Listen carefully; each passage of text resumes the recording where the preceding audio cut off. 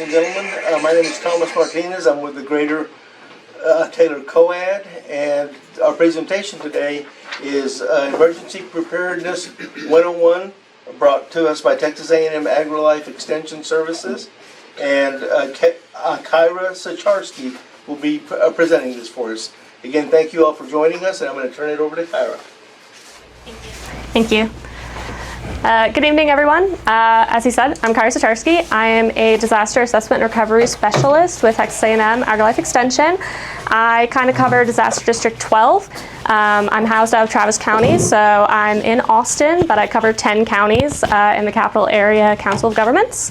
And today we're just going to talk about all the basics of emergency preparedness, kind of like the basic tenets that I'd like everyone to know. So, this is just a little quick overview of what we're going to go over. So in emergency management, we have something called the phases of emergency management. So we have preparedness, mitigation, response, and recovery. So I kind of broke it up into those 4 sections. So we're going to start talking about preparedness, things that you do before a disaster. So how to develop a plan, how to build a kit. And then mitigation, which is kind of, I think, hazard reduction things that you can do. We have a few different categories, so flooding, fire, severe weather, and then hurricanes as well. And then we are gonna go response efforts, primarily what the average person's gonna want to know, so volunteer organizations, and then donation etiquette. And then we'll kind of talk a little bit about recovery, so finances, ISTAT reporting, and then also just returning to your home. All right, so let's start with preparedness. So why is preparedness important? So in Texas, it's not an if, it's a when. So on average, we experience some sort of disaster every 7 months. And so what we like to stress is that preparing your property can significantly shorten the amount of time spent in the recovery phase. So you can spend less time rebuilding your property. You are more focused on evacuation in the moment, so you're not rapidly trying to prep your property kind of on D-Day, essentially. You're just either evacuating or sheltering right then and there. And then you also have a few less financial burdens on the back end. That's our hope. And most importantly, preparedness can save you and your family's lives. And we're going to talk a little bit about that through developing an emergency plan. So every single household and every single business can always develop an emergency plan. There are 5 primary steps, and we're gonna break down every single one. And step 1 is just discussing your plan. So things that should be addressed, kind of 3 different major categories. Evacuation, if you're going to evacuate. What are your evacuation routes? So what roads are you going to take? If your main primary road is blocked by debris, do you have an alternate route? Where are your rally points? So if you are separated from members of your family or friends, where are you going to meet if you have to evacuate? Do you have go bags? So do you have something packed that you can just readily grab and is easily accessible that you can just leave with that'll kind of get you through a few days? And then what is your communication plan? So let's say the cell towers are out, maybe your alternate communication plan, maybe you have some sort of long-range radio or sat phone, or it could be, hey, we're just gonna meet at that rally point and then we'll regroup and go from there. Sheltering, so kind of the opposite side, right? Do you have emergency kits? So these are things that will have all of those supplies that'll get you through a few more days. So typically it's about 5 to 7. And then where are you going to decide to shelter in place? And then is there a time that you're going to decide to evacuate? Is there kind of a key point where you're saying, this is becoming a little too much, now we're going to decide this is the latest time we're going to flip our plan and leave. Then there's mitigation, which again is kind of just a fancy term for hazard reduction. So what hazards are most prevalent in your area, which we're going to talk about hazards in a second. What can you do to prepare your home? And then, do you have insurance? This is a huge question because a lot of people might have insurance but might not cover everything. So you want to actually read what items are covered and in what events your stuff is actually going to be covered under. So when we talk about hazards, there are three main types. We have natural hazards, so this is everything Mother Nature can throw at you. Technological hazards, which is when something that we typically have as man-made is now kind of experiencing problems, whether that's from a natural hazard or it's from a person, or it's just, it's not working anymore. And then we have human-caused, which I like to say is people causing problems for other people. So this is not an exhaustive list. This is just kind of what I threw on here. Especially for natural hazards, this is what I would say we experience here in Texas. A few more on the list are volcanoes, tsunamis. We're probably not going to see those here. But you can always look at the full list of natural hazards on FEMA's website. I believe it's 16 recognized hazards. And then technological and human caused, there's a ton more that just aren't listed here. But these are just some examples.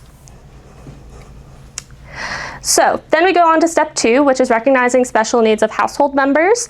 And a household is going to look different for every person. So it might be multiple generations of the family. It can be roommates. It can kind of look different, right, for every single situation. So you want to think about the different ages of the members. So if you have an infant, they're not going to be able to evacuate on their own, and they might have some extra stuff that you need to bring with them. Kind of on the same side of things, if you have someone who's a little more elderly, who might have any kind of medical devices, or if they need assistance evacuating from their home, that's also something to consider. Responsibilities for assisting others, as I said, an infant is not going to walk on its own to the car. So you're kind of going to think, okay, who's going to be in charge of little Timmy, or who's going to be in charge of Fido or Frou-Frou or whatever, if you have pets as well. Thinking about dietary needs, if anyone has allergies, you're not going to want to pack anything that they're going to be allergic to with everyone else's food. But also if anyone has any kind of restrictions, you're going to want to pack safe foods for that individual. Medical needs, we kind of touched on that a little bit a second ago, but you want to pack prescriptions and then any kind of equipment that is necessary for that person. Disabilities and access and functional needs, including devices and equipment, as I said. So anything from a CPAP machine to really any device that's electronic or otherwise that someone's going to need in order to either be more comfortable or that is going to help them continue living well. And then languages spoken. I bring this up because sometimes there's someone in your household who might not speak English as a first language, and they might not necessarily understand some of the emergency alerts going out. So kind of translating that information to them. And then also kind of translating back if they have concerns that they're voicing to potentially first responders or whoever, having someone there to kind of bridge that gap. Cultural or religious considerations, again, you might have someone living with you who has different things that they are bringing with them, different things to consider in terms of like packing. And then pets and service animals, we always love our furry friends, and you're going to want to bring them their own set of like water, food, leashes, things like that. But you're also going to want to consider, will the place that we're evacuating to have shelter for animals? Is there a separate shelter available for my pet? Can I bring them with me? And then also you have to think about the larger pets and animals. I know here in Austin we don't have too many, but there are people who do own cows and chickens and goats. I think we even have alpacas, but it's kind of considering what you're going to do with them in an emergency as well. Some people kind of, especially nowadays, are more interested in homesteading. So they might have animals on their property, but they might not have a trailer to necessarily evacuate all of them. So that's another consideration to kind of think about. And then again, we kind of talked about household children a little bit in terms of they're not gonna, up and walk on their own if they're not walking yet. But also, disasters are kind of scary time for everyone, but especially kids, it can be really, really big. So potentially packing some comfort items for them, making sure that they stay calm and that you're kind of explaining what's going on is another thing to just think about. Another thing that we have in Texas, it's called STEER, so the State of Texas Emergency Assistance Registry. Not every single county is participating in this. It's most counties, not all. But it's free, it's voluntary. Essentially, you can sign up on this website and you're going to be added to a list. The list is only used for emergency responders. All right, so here in Texas, we have something that we call STEER. So it's the State of Texas Emergency Assistance Registry. So not every single county participates in STEER. Most do. So it's always good to check. But essentially, it's a free voluntary registry. The only people who are going to see the information is going to be first responders and emergency managers. So basically, if there is a disaster or an emergency, they're just going to check in with the individuals on the list, see if they need any kind of assistance, if they need any kind of backup power for their equipment, if they need assistance evacuating, anything like that. So people who should register, anyone who has disabilities, if they are medically fragile, anyone who has access and functional needs, but there is a small caveat. Again, registering does not guarantee you assistance in an emergency, especially it's very widespread damage. If you have first responders who are kind of dragged all over the place, it might take a second for them to come and get you. So I wouldn't necessarily heavily rely on it, but if you want just like a little bit more peace of mind, that is something that the state does offer. So then we move on to step 3, which is collecting all of your important documents. So I kind of like to think about this in a sense of how much pain and suffering do I want to go through on the back end of having to replace said document. For me, I don't want to lose my ID. I don't want to lose my passport. Birth certificate, especially. I don't even know if I have a copy of it sitting anywhere else. So I know for me, I'm going to be packing those. Other things that we like to kind of list is bank account records, insurance, especially so that you have some sort of hard copy in case it just disappears. You can say, no, I have it, I'm covered. Deeds or lease agreements, car registration, marriage licenses, medical records, and then vet records. Vet records are really great, especially if you are going to be using an animal shelter to house your animal if you're evacuating, because they might ask if your animal has a rabies vaccination or any kind of basic shots. And if they do, they don't have to administer another one. If you don't have proof of it, they will administer another shot just so that they are safe around the other animals. All right, then we go to step 4, which is creating your plan. So you're gonna look at the hazards and the risks that are in your area. You're gonna look at your emergency routes and kind of determine where you're gonna meet if you're separated. For communications, I like to say there's a PACE plan. So it's gonna be primary, alternate, your contingency, and then your emergency. You can kind of make this anything. So it could be cell phone, followed by radio, followed by smoke signals, really anything you want on that plan can go there. We want to make sure you have those copies stored in, or copies of the documents stored in a waterproof bag or a container, because the last thing you want to do is have that document, you're moving it through, and then it gets rained on or whatever, and now it's damaged, and that was your only copy, right? And then address any disabilities or medical conditions, include pets in the plan. Okay, so we kind of talked about gathering those important documents. We want to make sure that they are in some sort of waterproof bag or container, just so that you don't lose that copy of the document if you're going out in rain or if there's floodwater or something. You also can look, and there's some fireproof safes and things like that if you do want to just keep it in your home. We also have an alternative method where you can scan all your documents and then load them onto a flash drive or a cloud-based service. But again, with your birth certificate, sometimes you need it in person. Same thing with your license and passport. They're not really gonna accept a digital copy, but that's another backup that you can use for especially insurance or bank information, things like that. We kind of talked about addressing any sort of disabilities and medical conditions. We want to include pets in the plan. Creating a checklist to easily go through your plan in an emergency. I highly recommend doing this, and it can literally be as easy as just writing things down on a piece of paper and then just putting a check mark. So, hey, did we grab the bag? Yes. Did someone grab the cat? Yes. Do we have this? Yeah. So that way you don't have to be frantic or in a panic. You just have that list, you check it off, you know how you have everything ready to go, and then you can just evacuate. And then also we'd like to make sure it's adaptable, because every single disaster and emergency is going to be different. No flood or hurricane or anything is going to look exactly the same.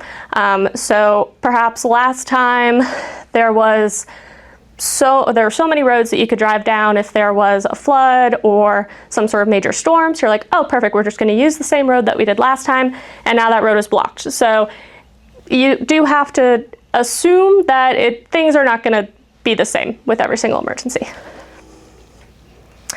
And then we do recommend practicing your plan twice a year. It sounds silly, but really this helps you be prepared. So if you're just going through the motions, you know where everything is, you know what your role is going to be, especially with kids. This is a great way to get them involved.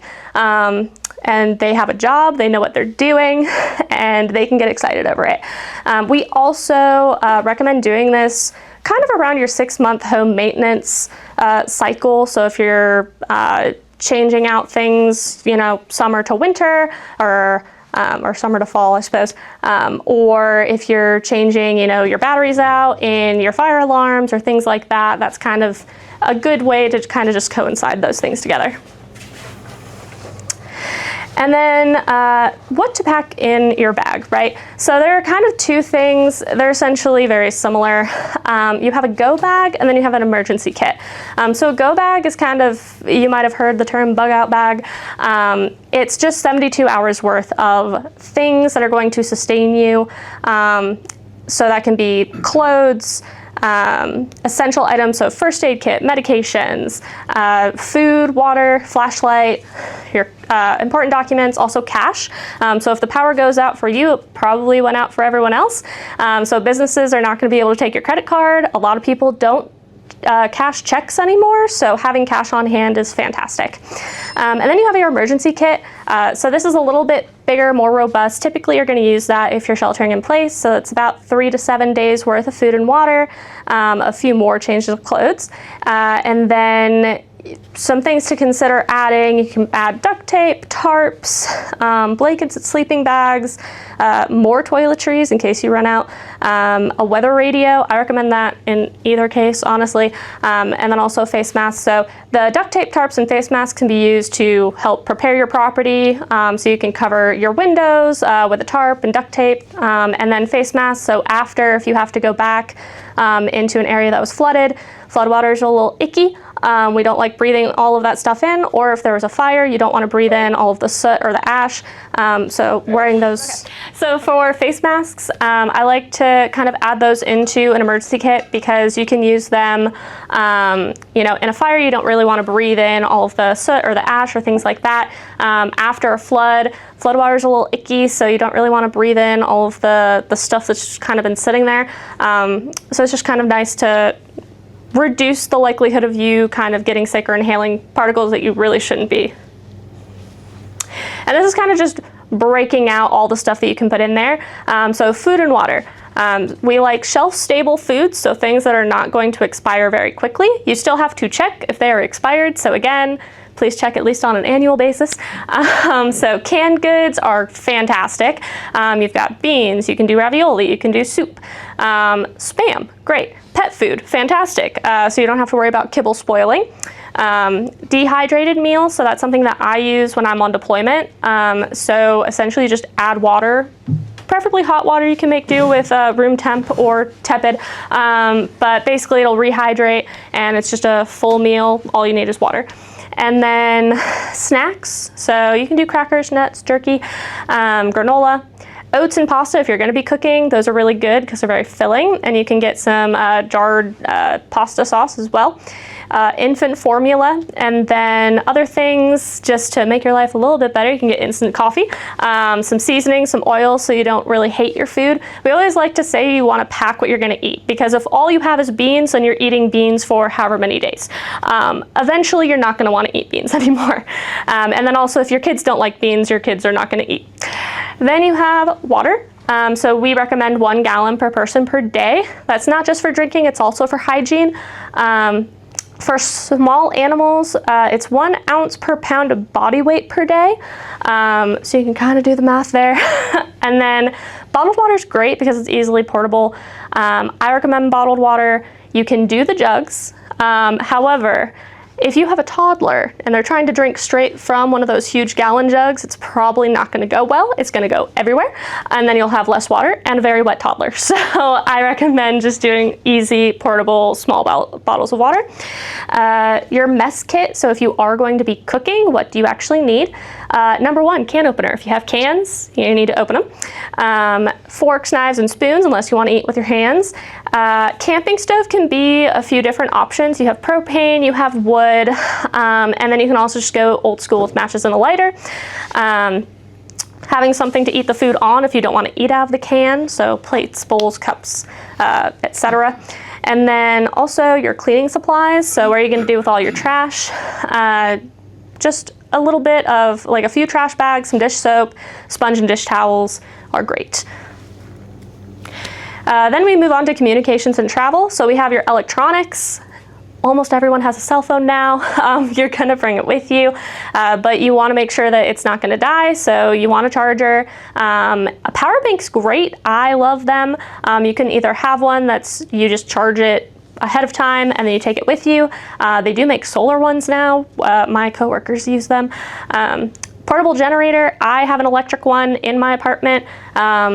You can also do a gas one. My parents had a gas one when they lived in Georgia.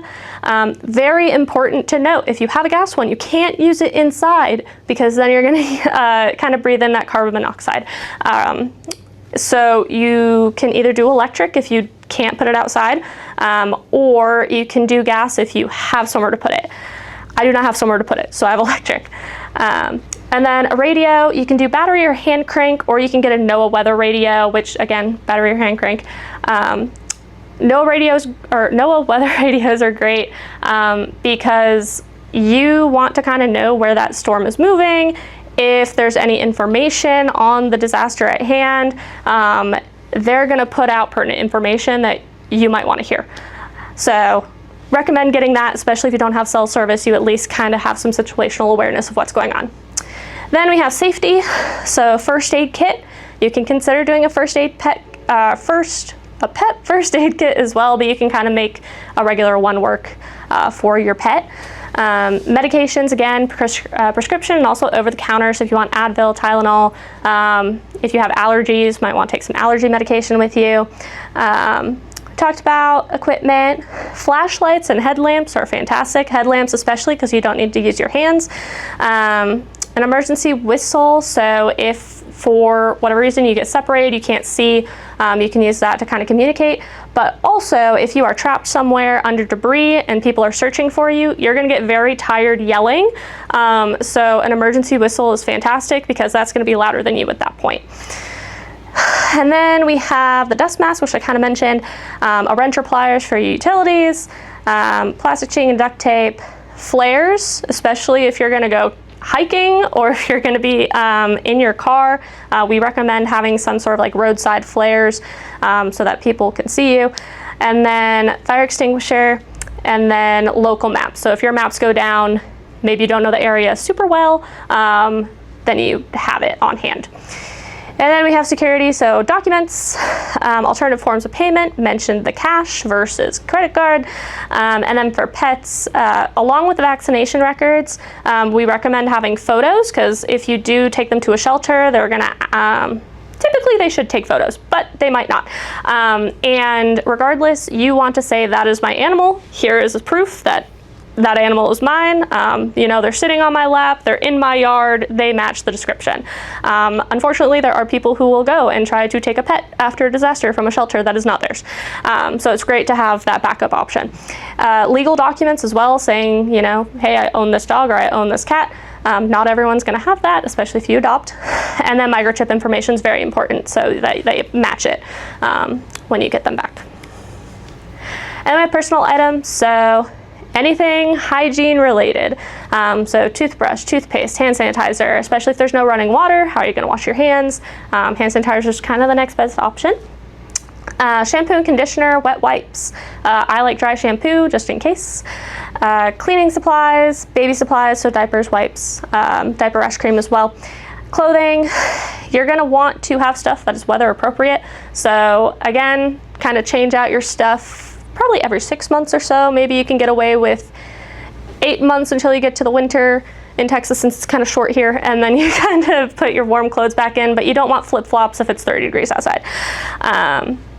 Also laundry detergent, so if you have clothes, you're going to want to wash them. And then remember shoes, because you might not want your slippers that you ran out of the house in. And then extras, so again, anything that you can sleep with, paper and pencil to write down information. So if your phone does die and they're telling you this is the address of a shelter, you can write it down somewhere else. Eyewear, so if you wear glasses or contacts, make sure you actually bring your extra sets or some solution with you. Activities for children, kind of to keep them occupied. And then for pets, kind of anything that you can think of when you travel with a pet, you're going to want to bring with you if you're evacuating. All right. Now we're going over mitigation. I'm going to breeze through these because there's a lot of information on here. So the first one is flood mitigation. So some things that we kind of recommend is cleaning your gutters and also drainage ditches so that the water actually has somewhere to go and it's flowing properly. So your gutters, you want your water moving away from your home, and then drainage ditches, you don't want it kind of mucking up and then kind of flooding the street. You can improve your landscaping if you have the time and the resources. If you have a hill that's going towards your house, all that water is going towards your house. So even if your gutter is going this way, all the water is just going right back. Reducing the amount of concrete and asphalt. So this is what we call like an impermeable type of surface. So for concrete, asphalt, things like that, the water has nowhere to go. It's just sitting there, and it's gonna have to go somewhere, or it's just gonna keep going up. So we recommend using pavers or gravel, as much soil as possible, so then that rain actually can go into the grass and the ground and kind of go somewhere that is not into your home. We do recommend installing kind of some sort of rain collection system as well. So you'll see on that photo, there's some very large sized rain barrels. You can get smaller ones as well that go right to your gutter system. And you can use those to water your plants. It can be emergency water. Remember that the water from your roof and the water that comes from the sky is not actually purified, so you do want to purify it before you drink it. So you can boil it and then use either water purification tablets, some sort of like dropper system, or you can also use a little bit of bleach. Please look at the ratios of the bleach so you don't add too much. But you can also use that in a pinch. Other things, we recommend elevating utilities so they don't kind of get ruined by floodwaters. Attaching your fuel tanks, because sometimes they will just float away, and then using temporary flood barriers such as sandbags or some sort of flood skirt. Inside, you want to seal everything that you can, just to make sure. So if you have any cracks, if you have any gaps somewhere, just reseal it. You can install some flood vents and sump pumps, especially if you have a basement. Other important things, turning off your electricity at the breaker panel. So if there are floodwaters, water is a conductor of electricity. So you do not want your electricity flowing if you're going inside of floodwaters. So make sure to turn that off before you go anywhere. And then we would recommend kind of putting all your valuable stuff higher up. So if you have a second floor, that's perfect. If you have a countertop, that's better than nothing. If you have an attic, also great, but just kind of getting it off the floor if you think you're gonna get any kind of flooding. And also consider purchasing flood insurance. Not every single place will mandate that you have it, but we do recommend at least looking into it. Fire mitigation, so we do have something called defensible space. So it's kind of split into 3 zones, kind of shown on this picture. So you have the immediate zone, which is 0 to 5 feet from your structure or home. Intermediate, which is 5 to 30 feet, and then extended, which is 30 to 100. So you kind of want to create fuel breaks to kind of break up that greenery, which is going to act as fuel for the fire. So you can do that with driveways, gravel walkways, even your lawn, because it's just going to be shorter grass. It's not going to burn quite as horribly as potentially a tree. So the tree kind of acts as a gateway to get onto your roof, or if you have shrubs, they're kind of like, we call them ladder fuels, so that can climb up to a tree. So we also recommend kind of separating some of your vegetation, especially the closer to the home it is. We want it further apart, or you can use garden beds, flower beds, things like that, raised planters. Keeping your rain gutters clear, again, a little different than flooding. So for fires, embers travel ahead of the main body of the fire, and they love to land on roofs, go into attic vents, and they also like to land on your gutters where you have dry leaves and twigs or branches or things like that, and they will catch fire, and then that's kind of how it's gonna get into your home. So always try to have clean gutters across the board. Consider installing fine wire mesh in your attic system so that it'll prevent embers from going through that attic vent. And then other things to kind of consider, so if you have outdoor patio furniture, potentially moving that away from your home, especially if you know there's a wildfire ongoing. And then if you want to look into some fire-resistant plants and see what plants are maybe a little bit more volatile, you can always search that. I know AgriLife has a few resources, but just in general, you can Google it. All right, continuing onward. This is kind of more inside your home, just general safety. Again, please have a fire extinguisher. We recommend having it in the kitchen because that's where most home fires are gonna kind of start, but also know how to use it. So there is a acronym that we use, it's called PASS. So you're going to pull the pin, you're gonna aim at the base of the fire. A lot of people aim kind of at the top, at the flames. You wanna aim low towards the ground. You're gonna squeeze the lever, and then you're going to sweep from side to side. So just a little acronym that helps people kind of focus in the moment and say, okay, pass. What does the P stand for? Pull. Got it. And then you kind of move on. Check your fire alarms and your carbon monoxide detectors on a routine basis. If they're beeping, please change the battery. Reduce your open flame exposure. Just in general, so if you have candles, if you're cooking something, please don't leave them unattended. Don't leave the house if you are burning something. And then don't overload sockets, especially during Christmas time. We see people put extension cords into extension cords. That is very bad. They may spark, and that can cause a fire as well. And then creating and practicing a fire escape plan. So for people like me who might be in an apartment, I have one door. I do have a balcony, thankfully.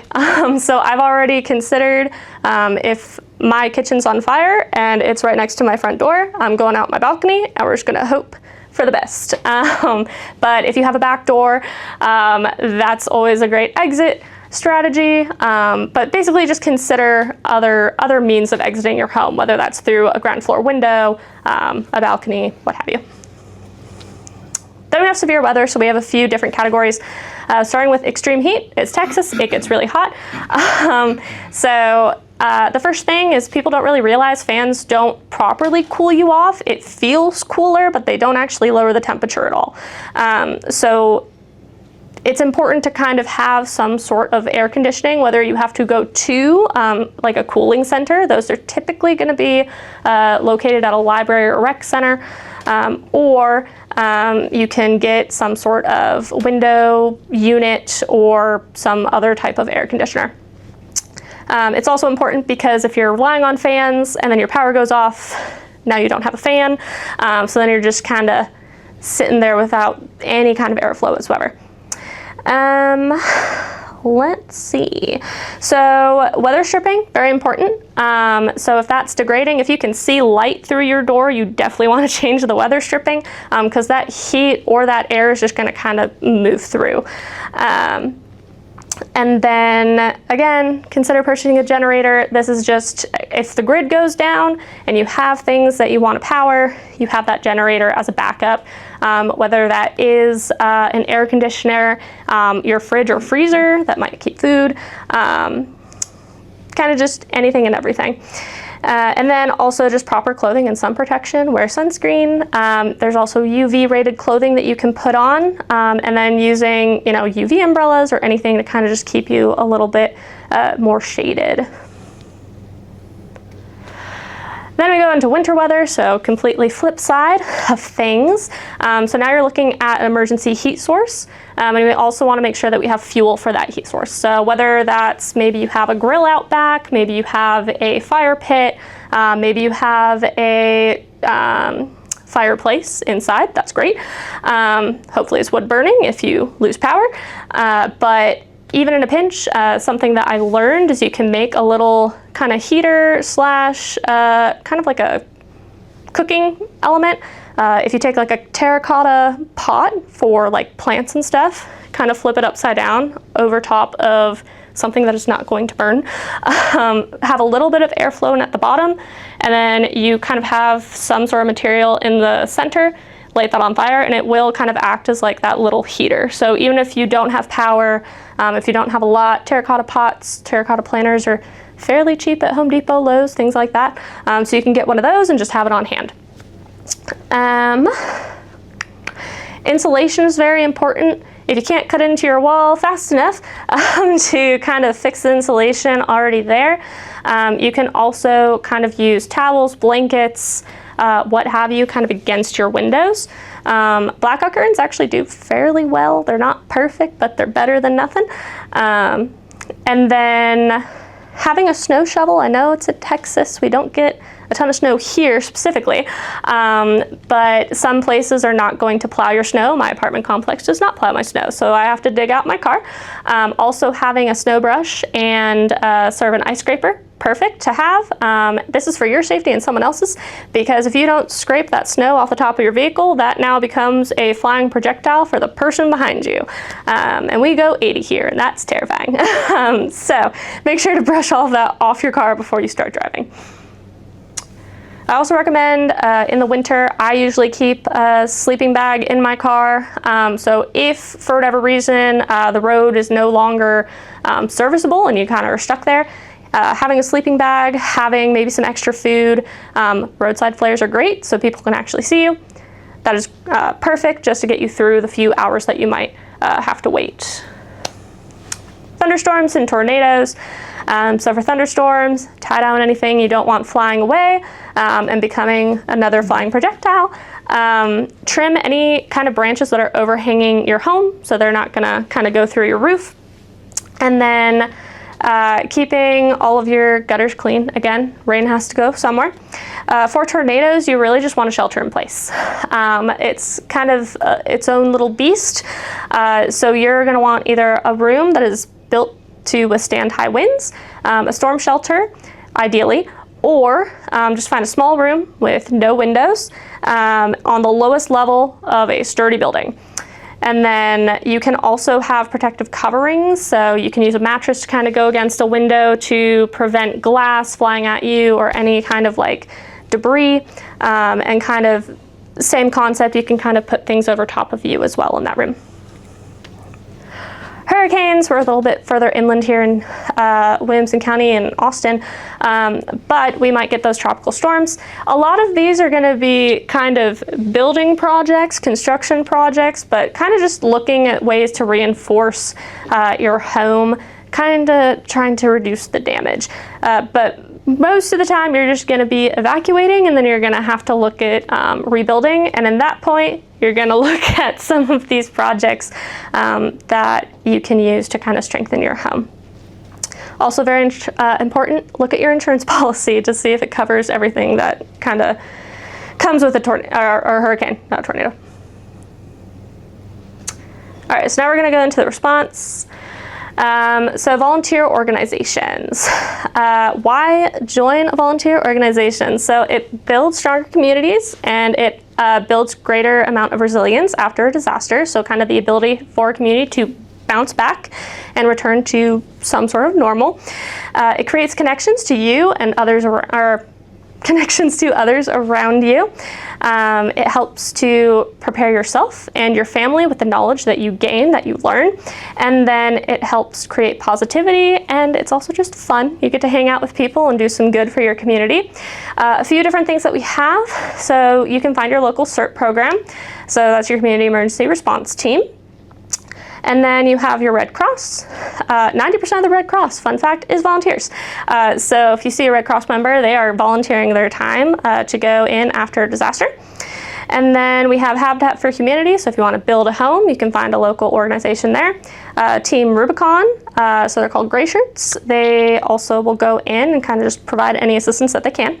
And then AgriLife Extension, we just have a whole bunch of different programs. It's not disaster specific, but you can help, especially with donation management. We will absolutely take you. If you volunteer, we will put you in a role. Speaking of donations, we just want to talk about donation etiquette. So things that you should donate, non-perishable food, so things that are not going to spoil quickly, bottled water, clean clothing, personal hygiene items, cleaning supplies, kind of anything that you would kind of store in a kit or need right after the fact. Just your general basics. Money's also good. If you don't know what to get, you can donate to an organization who can go out and get things, and then you can volunteer your time if you have none of the above. Things you should not donate. It is sad that we have this list, but it is here for a reason. Anything that's expired, anything that's going to go bad very quickly, anything that is dirty, torn, smelly, old, bad clothing that you don't want anymore, please do not donate that to someone else. Anything that is broken, large bulky items like furniture, prescription medication, please do not donate your prescription medication. Any kind of open dog food, garbage, basically anything that you would not want to receive, please do not give that to someone else. And the best way to kind of know what you want to donate is reach out to local organizations to kind of figure out what they actually need at that point in time. Then we're going to go into the recovery phase.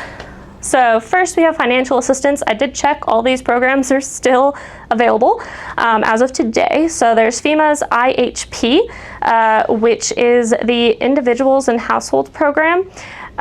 So this is going to provide assistance for those who are uninsured or underinsured, and it's only for your basic necessities. But that can be childcare, moving and storage assistance, purchasing a group flood insurance policy. They really want you to have flood insurance, and then displacement assistance. But you have to be in a presidentially declared disaster area. So if your area was not declared, you won't be eligible for that program. We also have DSNAP, so it's the Disaster Supplemental Nutrition Assistance Program. So even if you are not a SNAP recipient, you can apply for DSNAP just to get you some food in the meantime to get back up on your feet. And then we have FHA and SBA. So there's the Federal Housing Administration and then the Small Business Administration. These are agencies, organizations. They can essentially give you a small loan. You don't have to have a business to technically go to the SBA, so still look into it. They might deny you. Doesn't hurt to apply. And again, has to be presidentially declared disaster area to apply for both of those as well. Then there's ISTAT reporting. So an ISTAT is an individual state of Texas assessment tool. This is what everyone across the state can use. It is free. It can be downloaded onto your phone. You can use it on your just web browser in general. So you can type in the URL and you'll find it. Why submit it? Because a lot of people ask that question. Reporting the damage can kind of help local officials understand the size and scope of the damage. So some damage, you won't necessarily see it on the outside. It'll be inside, especially flooding specifically. And now they'll kind of gain a better understanding of, okay, there's still people affected by the flood in this area or in that area. Now we know that we have to move forward with mold remediation or things like that. It also will allow you to ask for volunteer cleanup support that may be available. So they'll reach out to their volunteer manager and kind of tell them, hey, these people are requesting assistance. If you can go clear this tree off of their property or things like that. If they have the people and the time and the resources, they will try and send them your way. And then the biggest thing for us personally is that in a disaster, in order to receive federal financial assistance, the state has to meet a specific threshold. So doing the ISTAT will kind of give us an estimate of how much financial burden the state has had. So if we reach that threshold, then we can have more money and more agencies and more support coming through. If you have ag or business losses, you can still report it to ISTAT. It's a different option on the drop-down menu. And then ag losses, you can also request assistance of a local AgriLife County Extension agent. And I know that they are contacted because I get all of those emails. And this is what it looks like. We're gonna quickly just move through this, but it'll ask whether it's a residence or a business. It'll ask if you have ag losses. It'll look a little different if you say yes. It'll just ask for basic information. And then you'll go through, so left is kind of just general person, residence, right is business, so it's just same exact thing. It'll just ask for a name of a business in addition. So for ag, this is what will pop up if you click yes. So they want to know exactly what kind of property you have that was damaged, what kinds of losses, whether it's crops, fencing, corrals, livestock, what have you, estimated dollar amount of your damage. So if you lost like a whole row of crops, they're gonna kind of want to know how much would that have been if you had taken it to sale. And then it will ask about AgriLife Extension. It will ask the name of the business, and then everything else remains exactly the same on the survey. Is that just for Texas? Yes, so an ISAT is only for Texas. Other states might have something similar, I'm not entirely sure, but this is just for Texas. And then it will ask, this thing is awful, I hate using it. I recommend just typing in your address. You can technically just drop a pin on the map. It doesn't work very well. At least for us, it never works very well. You can list the type of home for that residence, so whether it's a primary or secondary residence. It'll ask if you are an owner or a renter, and then what kind of building. So whether it's a single family, duplex, multifamily, manufactured. And then they will ask you if you're able to live in the home after the disaster. And that kind of just gives them, again, an idea of how much damage that is there. They will ask for cleanup assistance. If the building is insured, this is not a trick question. They just want to know. It's not going to get you in trouble. And it's not going to impact anything else for you. Then it'll ask you what kind of disaster. You're just going to click one. If it doesn't apply to the selections, you can just put other. And then it'll ask you the level of damage. So there's affected, minor, major, and destroyed. A lot of people tend to put it lower than it actually is. And we go out and we will be boots on the ground, kind of going behind you and making sure that you kind of put it in correctly. So don't be afraid, just use the description and kind of figure out what kind of fits best. And then it'll also ask if there's a public utility outage. So that also gives them an idea of, okay, maybe we need to send someone out there to kind of fix something. If you suspect any damage to public utility lines, and then it'll ask for photos of damage. Again, there are people who sit in the State Operations Center. Their whole job during this process is to look at photos and kind of figure out how much financial damage was incurred from this disaster. So that is why they're asking for photos. That is it. They're not going to share them with anyone. It just goes to that portal and someone's sitting there to just physically see how bad it is. And they can also go back and edit. So if you put minor and it's completely destroyed, they will go ahead and fix that in system as well.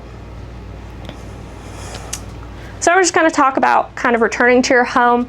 So after a disaster occurs, you're going to want to be aware that there's most likely going to be some damage and some debris. So make sure that it is structurally safe to enter your home or go near your home. So if there's tape marked around it, or if there's a sign from a building inspector, don't enter the property. Make sure that it is sound so that you can actually enter. Make sure you are checking for downed power lines, damaged gas lines, broken glass, pieces of wood, any kind of metal pieces. If there's soft ground that you can sink into, or inside your home, if there's a sagging floor, you don't want to like fall through your floor either. If you are submitting a claim, make sure to take pictures before moving or cleaning any of the debris so that they know what was there beforehand. And then any kind of debris should be placed alongside the curb outside of your home. Don't block the entrance, so that way if there's an emergency, you can still get in. Don't block access to fire hydrants, sewers, any kind of drainage holes, utilities. Again, that's just gonna create problems if they're trying to go and fix things that are damaged. And then in terms of how to sort the debris, it's typically in 5 different categories. Your local official should be sending out information saying, this is what we want you to put on the curb now. This is what we consider vegetative. This is what we consider hazardous waste and whatnot. Safety considerations, you can wear a mask to avoid breathing in any kind of contaminants, as I had mentioned earlier. Beware of animals that may have, taken residence on your property. Snakes love the water. I don't think we have alligators here in Austin. I really hope not. But I know you have to think about that more so on the coast. Also insects, rodents, things like that, they might have just traveled in. Floodwaters are probably going to have sewage present. Everything's getting mixed together. So if you are going to be sorting through debris that has been sitting in floodwater, wear some gloves, wear a mask, wear something that you don't care getting dirty. And then if it's not raining, you want to make sure that you open your windows so you get some airflow so you're not just breathing in all of that, that muck, basically. If you smell any kind of gas, kind of make sure that you have someone come out and inspect whether you have a propane tank or if there's a gas line near your home. And then if there's a power outage, just have a flashlight so you can navigate your home so you're not just kind of stumbling around in the dark because things probably moved around. There might be some damage that you just don't know. Some other things to think about that people don't necessarily think at first is kind of the emotional toll.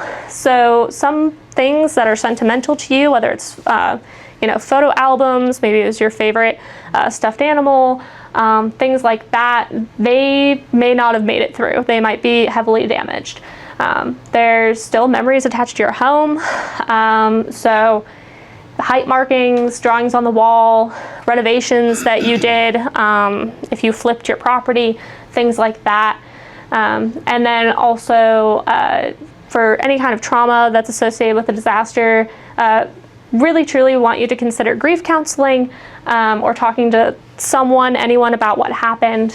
And then for children especially, they're pretty vulnerable in this time. They're not 100% sure about what's happening, especially if they're really young, and they might be really scared, and they might be really sad about losing things that really meant a lot to them.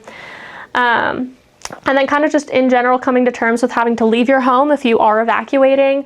So having to stay in a shelter or someone else's home for a long period of time, having to go through your belongings and looking for potentially a new property or having to rebuild.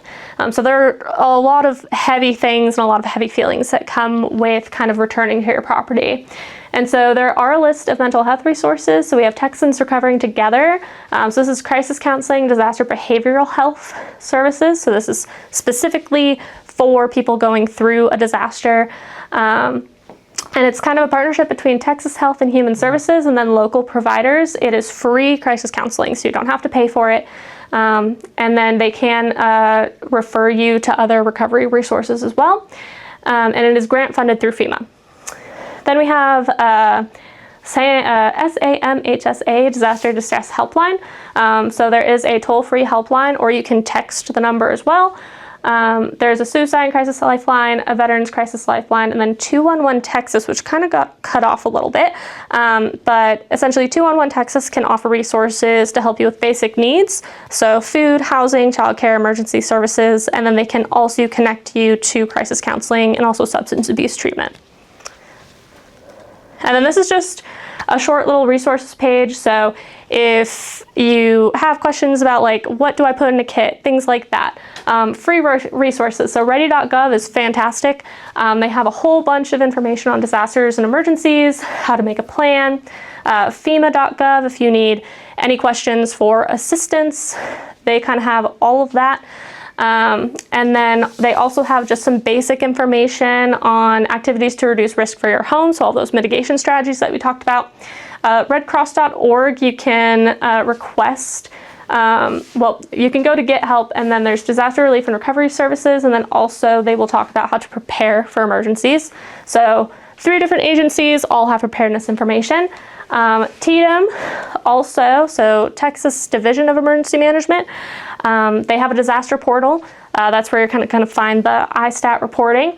And also you'll just see if there's any kind of assistance. You'll click on that disaster specifically, and then they will tell you what resources are available. They also have preparedness resources and also recovery as well. And then you can also contact your local emergency management office, and you can also contact Texas A&M AgriLife. We are all here for everyone who gets affected by a disaster in Texas. And then that's it. If anyone has questions, comments, concerns. I'm sure somebody has questions. This is excellent. One thing that I learned I'm in the food business and emergency service businesses, and that is if you have a home food sealer, y'all have those at home, little cryovac machines, vacuum sealers for food. It'd be great to have put your food in there that you want to take with you, that you can boil and bag, and where they have a place to heat it, and also your medicine, your pills, your radios. It's just a vital little tool that you can have to. I don't know if you touched on that, but I'm talking about vacuum sealers, and they're just during Harvey, I had everything in that, and it saved a lot of time. But this was excellent. If the state has any laying around, send it to our way, even if it's used. That was excellent. Does anybody have any questions? Yeah.